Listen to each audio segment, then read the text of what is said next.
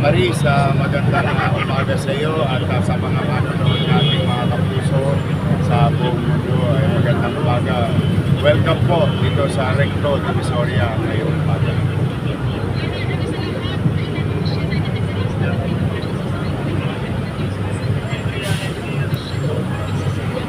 I think yesterday I talked to Vice Mayor Chi Atienza at mga kusihal na today kung po pwede on their inaugural session, after that kung po pwede ipasa nila sa lalong madaling panahon ang maabatan natin yung mga malalaki pang masamang epekto ng pagtambak ng basura.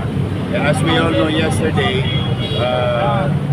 bumitaw na yung dalawang contractor o rolling contractor ng basura ng syudad, and we cannot take it sitting down. Hindi rin makakayanin ng DPS at MMDA lang ang rolling ng basura, and that will kakalat na kakalat. And in fact, Marisa, since yesterday at 2 p.m. up to 12 midnight kagabi, umakot na ang UNEL, DPS at MMDA na humigit kumulang ng 1-day volume ng siyudad ng Maynila. But there is still a lot since last night up to 1 a.m. Nag-itog pa ako katulad sa Rizal Avenue, Avenida, Hermosa, Wanduna at iba't ibang bahagi ng Sampaloc, Santa Ana. Marami pa mga tumpukan na basura. So we will continue, and it has to be today, hopefully with the help of the leadership of Vice Mayor Chi Atienza in the City Council.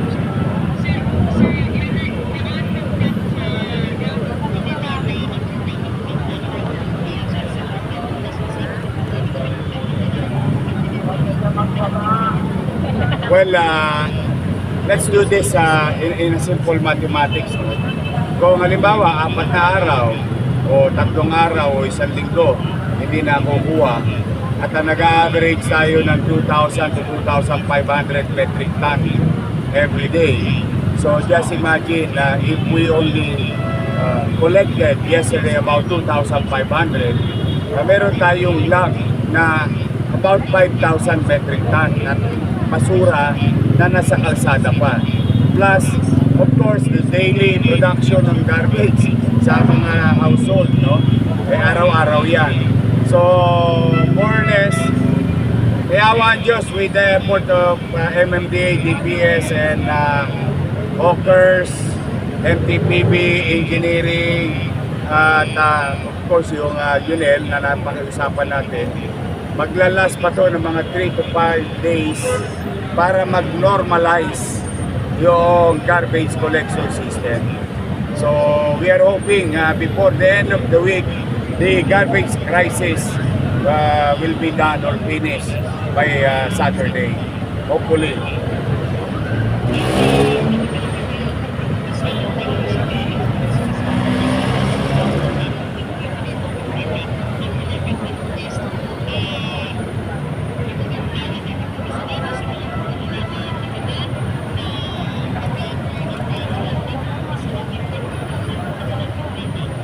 Well, that's the least of our problem now. We wanted to act based on facts. They stop, we need to collect. May problemang mangyayari at may dulot na masama sa kalusugan ng taong bayan. Yun ang immediate concern namin ngayon. Now, whoever is responsible, whether former officials or members of the former administration, saka ko na yun na bibigyan ng panahon. Ngayon, ang mahalaga muna yung kaligtasan ng mga bata at kaligtasan ng mga matatanda, kaligtasan ng may mga sakit, dahil yung sani ay basura at masamang epekto ito sa kalusugan nila. So, tao muna, Maris, and we'll talk about it later, but for the meantime, we'll focus on the problem, which is the garbage crisis. But yes, later on.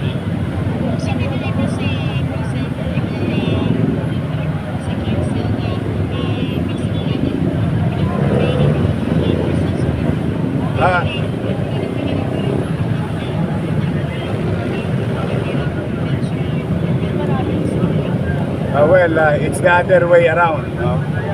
I called yesterday, sabi ko, Oy, Lionel, for all time's sake, baka naman pwedeng tulungan nyo kami. Nakuha naman natin ng TY. But again, you are right with your question that we have to put things in right order, legally and technically. So we will do the process, and we need to pass or resolution or ordinances kung kinakailangan para legal lahat at tama, para mas matibay at mas matatag, at saka epektibo yung magiging pagpasok ng pamahalaan ng kontrata sa mga kanyang serbisyong kinukuha para sa tao. So we will follow all the necessary rules ng ating procurement or services na kinukuha.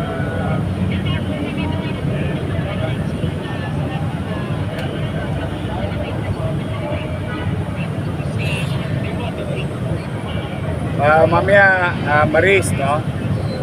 If I'm not asking too much, I will state the city situation financially, mga alas 2. And you are right again, almost 950 million pesos na ang bayarin sa basura pa lang.